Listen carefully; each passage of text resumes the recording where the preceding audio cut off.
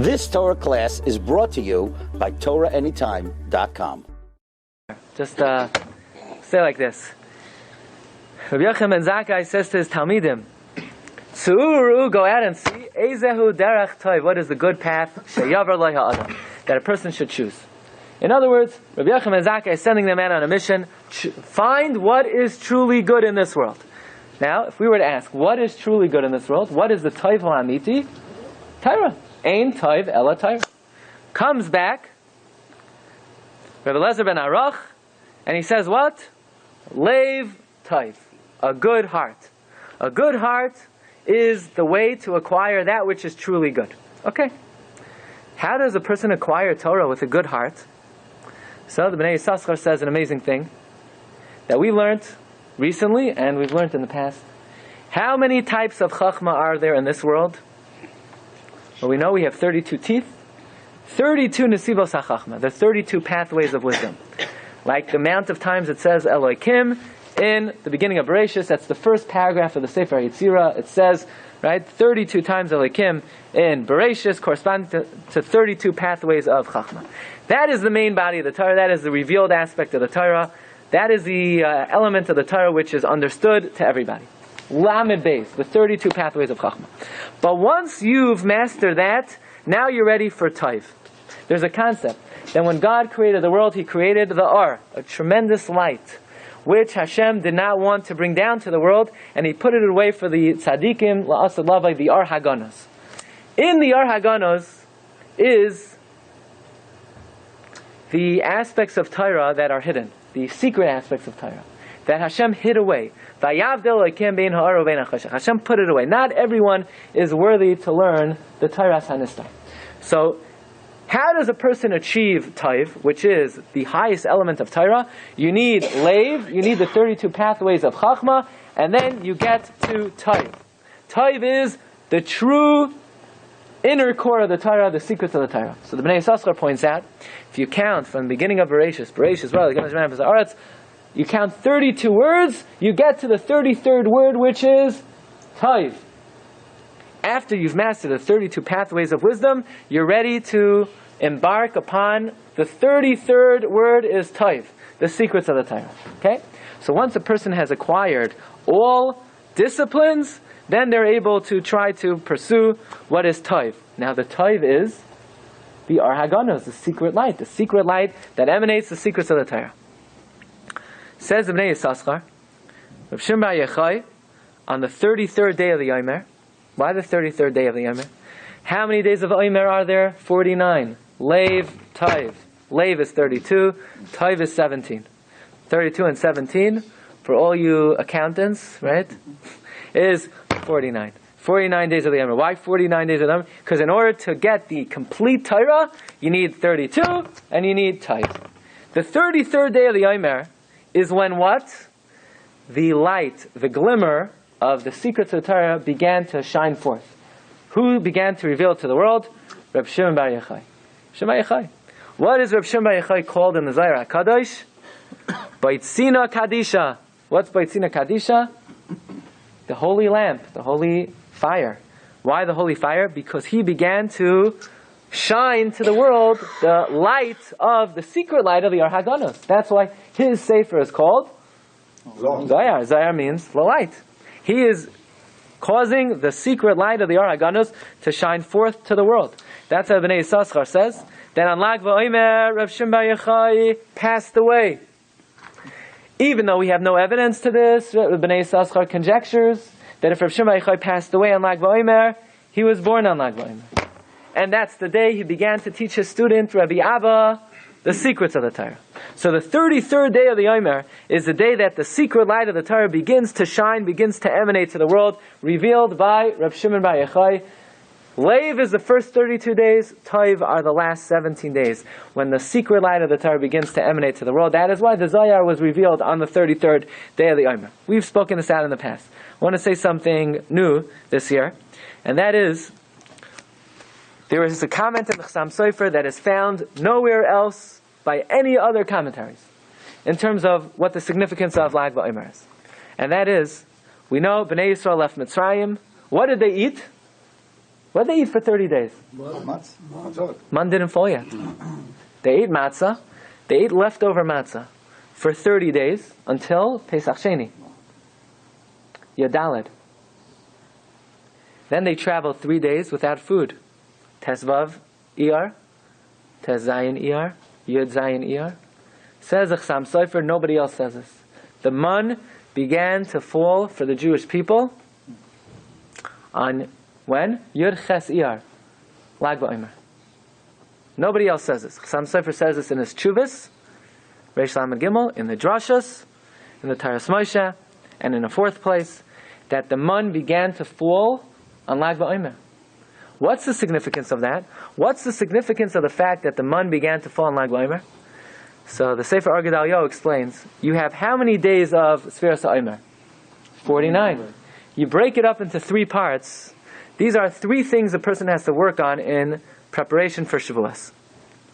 Torah, Avodah, Gemilas Chasadim. 16 days of Avodah. 16 days of Tefillah. 16 days of Chesed. 16 days of Torah.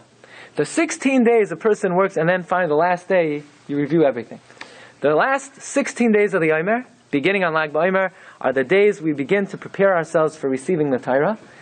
And what triggers these 16 days? The giving of the man.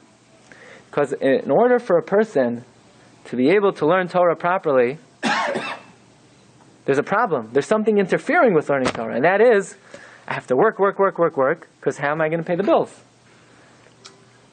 But think about it in the Midbar. Hashem could have given Klal Yisrael, at the beginning of the 40 years, one big lump sum package, right? And here's food for 40 years, and that's it. And we would have, been able to go home and look at our fully stocked refrigerator, and we would have felt quite comfortable that Hashem was going to be taking care of us for the next 40 years. But Hashem didn't do that. Hashem had the man fall every single day. Why? Because imagine, it's in the afternoon, you've just finished all the food you have. Now what? Tomorrow, if the man doesn't fall, you're going to die. A Jew had to have trust in Hashem, that tomorrow Hashem will take care of him. Every day, a Jew had to think, the fact that right now I have no food in my cupboards for tomorrow, no, don't worry. Whoever took care of me until now, he'll take care of me tomorrow. That was the lesson of the man. The lesson of the man was that you don't have to, al tatzar tzaras macha. Don't worry what will be tomorrow. Hashem took care of you till now. He'll continue to take care of them. And it was torturous. It's a torturous lesson. Imagine every day looking in your bank account and there's not a penny there. Not one penny there. How are you going to pay tomorrow's bill? I don't know. Tomorrow something will come in the mail. Says the Gemara, "Leinitna Torah ela la'oichlei haman." Torah was only given to people who ate man. Why? Because in order to learn Torah, you have to have full bitachon in Hashem. Hashem will take care of you. That's on a practical level. Beis Yosef writes in the Sefer Magid Meisharim that we know that Beis Yosef had an angel that came to learn with him every night, and the angel told him that when Klal Yisrael ate the man, it was like the man was spiked. The man had a certain ingredient in it that it took away their free will. And they had no choice. When Hashem said, you want the Torah? They said, yeah. Only because they ate the man. The man removed from them any physical desires. To the point where if you look in the Alshech, Klal Yisrael didn't like that. Because Klal Yisrael said, we don't want to be forced to love the Torah. We want to love the Torah because we love the Torah.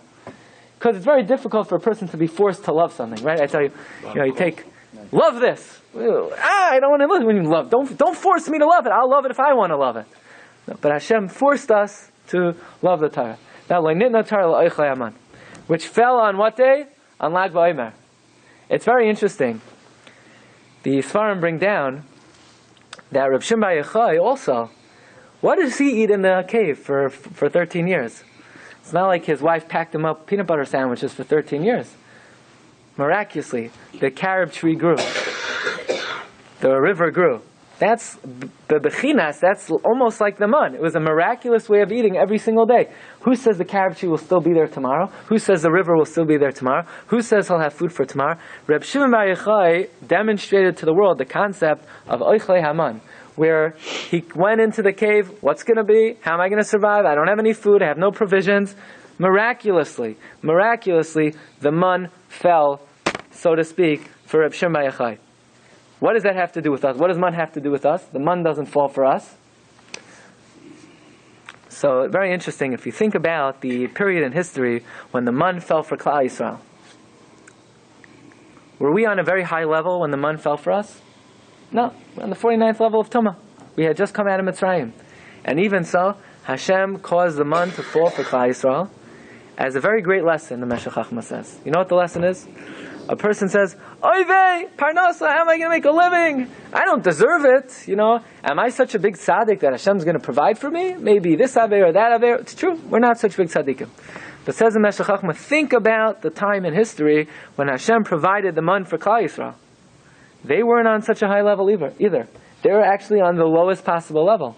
And even so, Hashem said, as long as you are a loyal Jew, which means you don't try to rebel openly, a person is entitled to have trust in Hashem, that Hashem will take care of him.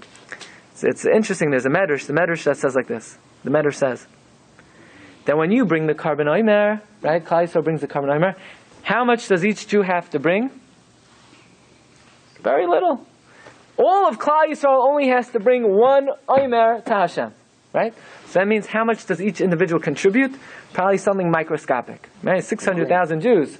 To make one Omer, a very small amount. So Hashem says, all I ask from the Jewish people is, you collectively give me one Omer, and what will I give you? I'll give each one of you your own Omer.